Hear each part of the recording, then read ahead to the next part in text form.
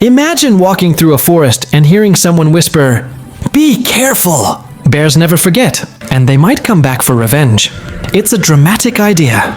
And many people love telling stories about bears that remember a person's face and return years later to settle a score. But is any of this true? Today, we're exploring the fascinating and surprisingly misunderstood world of bear behavior and uncovering whether bears are actually capable of revenge. Bears are not just big, powerful animals. They are incredibly intelligent. Their brains are among the largest of any land mammal, and their memory is remarkable. They can remember smells, tracks, landscapes, and even human behavior for years. Because of this, people often think that a bear returning to a campsite or cabin is seeking payback. But what scientists have discovered is far more logical. Bears use memory not for revenge, but for survival. If a bear experiences danger or stress in a specific place, it remembers the location, the smell, and sometimes the person involved. But the purpose isn't emotional retaliation.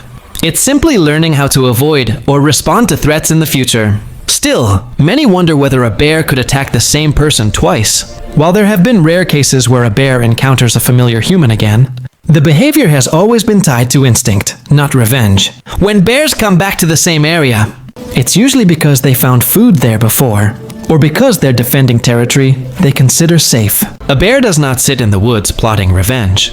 It responds to fear, hunger, or protection, not personal grudges. So why do humans constantly misinterpret bear behavior as revenge? The answer is simple. We like to assign human emotions to animals. This is called anthropomorphism, imagining that animals think and feel the way we do.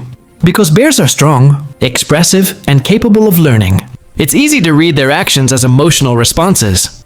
But a bear isn't thinking, "That person hurt me, now I'll hurt them." Instead, it's thinking, "That situation was dangerous. I need to protect myself." If we look for the closest thing to revenge in bear behavior, it appears in moments of intense protection or fear, especially when cubs are involved. A mother bear is extraordinarily defensive.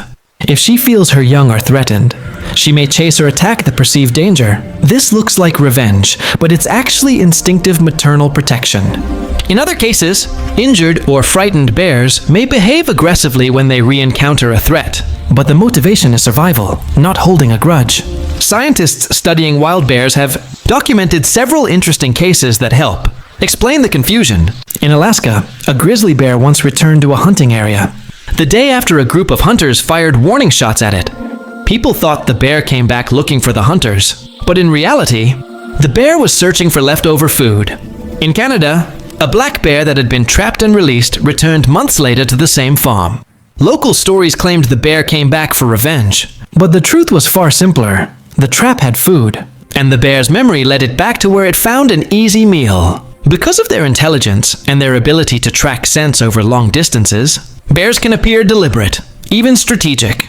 But their behavior is driven by instinct, memory, and survival, not emotional revenge. Now, what should you do if you ever encounter a bear in the wild? First, never run. Running triggers the bear's chase instinct. Instead, stand tall, raise your arms, and speak calmly to show you are not a threat.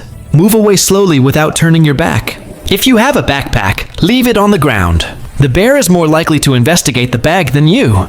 Remember, bears rarely attack humans unless they feel cornered, surprised, or threatened, especially if cubs are nearby. So, do bears really seek revenge? The answer is no, but they are highly intelligent. Animals capable of remembering experiences, good and bad.